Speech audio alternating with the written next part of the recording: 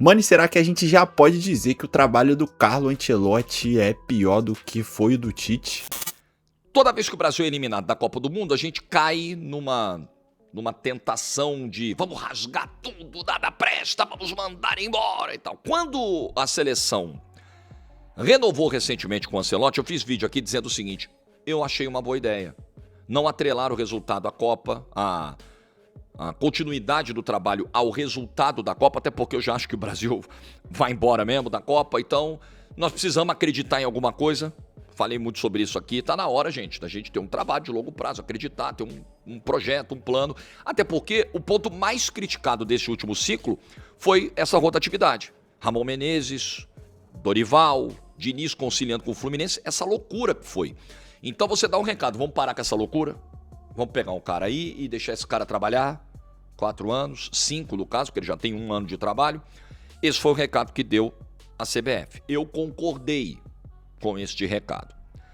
O que não isenta o Ancelotti de críticas e não faz com que eu deixe de me decepcionar com algumas coisas que vi na Copa do Mundo. Então vamos lá. O trabalho anterior, o trabalho de verdade que a gente teve anterior, porque Dorival, Diniz e Ramon, não dá nem para dizer que aquilo foi trabalho, né? Na bagunça que estava o ciclo da CBF. Foi o do Tite. Quando o Tite é eliminado da Copa de 22, principalmente, as pessoas, e ali já sabia que o Tite não ficaria, né? Ele já tinha anunciado até antes da Copa que ele não seguiria depois do Catar. E a CBF demorou para repor, para ter um plano para sucedê-lo. As pessoas entraram numa de, que trabalho horroroso, e eu discordo. Já disse isso inúmeras vezes aqui. Eu acho que o trabalho do Tite foi um bom trabalho.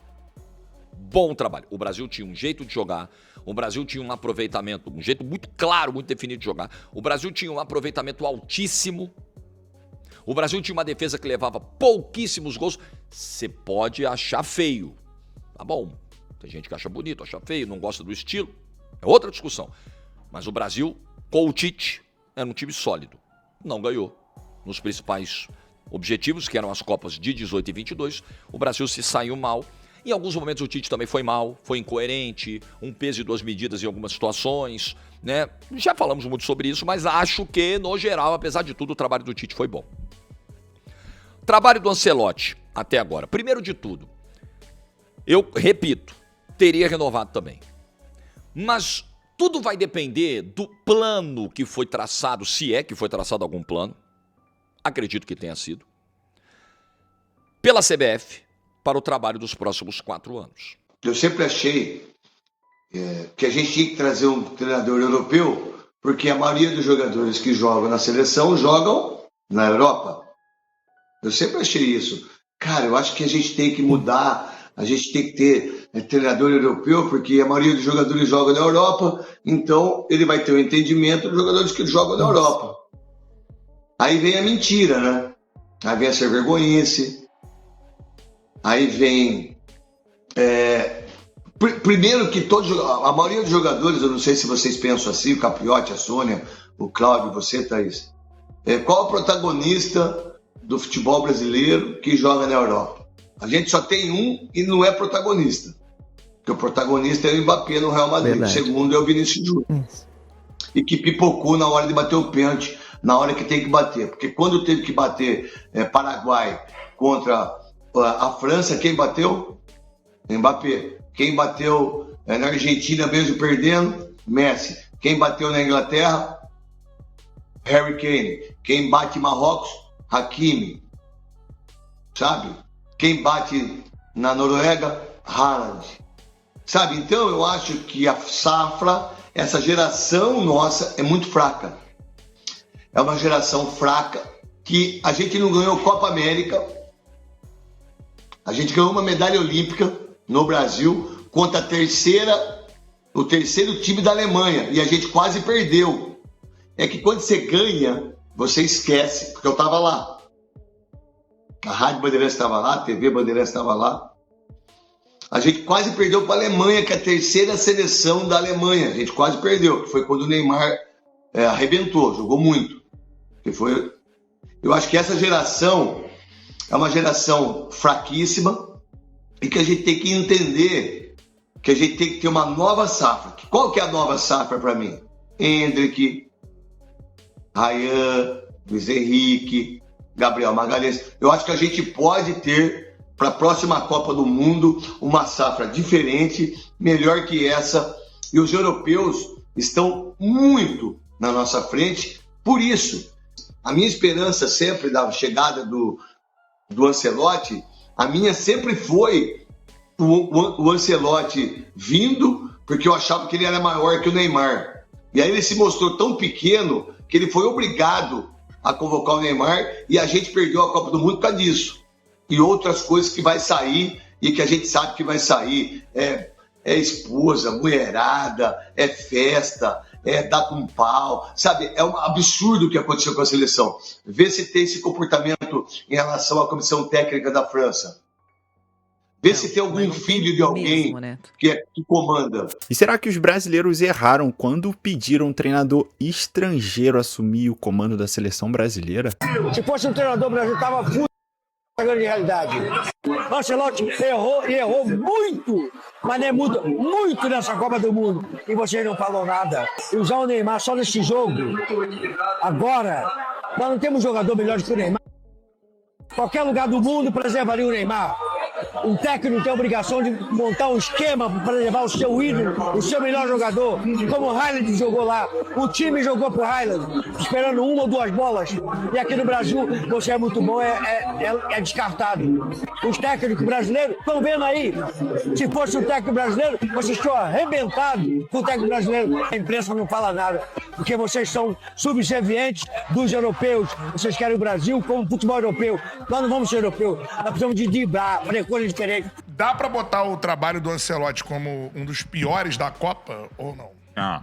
Eu acho que Ele decepcionou também. faz a segunda pior campanha da história da seleção brasileira em Copas do Mundo. O trabalho dele não pode ser considerado bom, é ruim. Mas é péssimo, ruim. não. Eu acho ruim, acho bem ruim. Regular.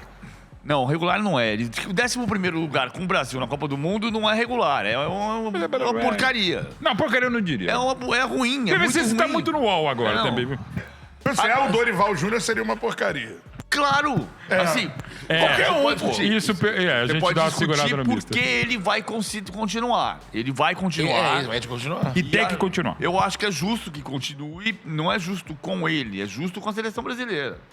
Agora, ele recebe o maior salário de todos os técnicos na Copa. São 56 milhões de reais por ano. É o maior salário de todos os técnicos. E ele, pra ficar em 11º lugar, ou 12º, ou 13º, não é bom. E o Romário foi sincero e foi muito direto na opinião dele sobre o Carlo Ancelotti. Será que ele tá certo? Rasgaria ontem. Acabou o jogo, eu iria no vestiário como presidente, ó. Legal, muito obrigado. Tchau, foda-se, entra na justiça, vamos ver o que vai dar. Não tem como o Ancelotti continuar sendo treinador da seleção brasileira depois desse fiasco, dessa vergonha que ele fez ontem. Eu falei isso pra vocês dos três programas anteriores. E eu estou aqui reafirmando. Isso não existe. Alguma coisa tem que mudar. Não pode, porra. Mano, a CNN trouxe bastidores muito interessantes, como foi o vestiário da seleção brasileira depois da eliminação. Aqui, ó, jogadores da seleção brasileira se reuniram com Sami Chaldi, presidente da CBF, após a eliminação do Brasil na Copa do Mundo em 2026, e fizeram um pedido crucial sobre o futuro do técnico Carlo Ancelotti. A reunião, revelada com exclusividade pela Itatiaia, discutiu a necessidade de estabilidade para o novo ciclo. Líderes da equipe apontaram que o ciclo para o último Mundial foi marcado por grande instabilidade. Aí, ó, o período contou com passagem de 4 treinadores: Ramon Menezes, Fernando Diniz, Dorival Júnior e Carlo Ancelotti. E a presença de 2 dirigentes da CBF, Edinaldo Rodrigues e Sami Chaldi. Apesar de elogiarem a estrutura montada para a competição, os atletas lamentaram a eliminação e apresentaram um pedido direto para Sami Chaldi. Eles solicitaram que Carlo Ancelotti tenha tranquilidade e estabilidade para a montagem de uma nova seleção brasileira. A base para esse ciclo já inclui nomes como Vinícius Júnior, Endrick, Ryan e Estevão. Aí aqui, ó, próximos passos e bastidores. A primeira convocação da seleção brasileira está prevista para o início de setembro. A data FIFA, que durará quase 20 dias, permitirá ao Brasil a realização de 3 a 4 amistosos, iniciando a preparação para a próxima Copa do Mundo. E aqui, eu acho que o Brasil vai encarar o primeiro jogo pós isso tudo, né? O Brasil vai voltar e parece que vai enfrentar a Austrália, tá? Num amistoso.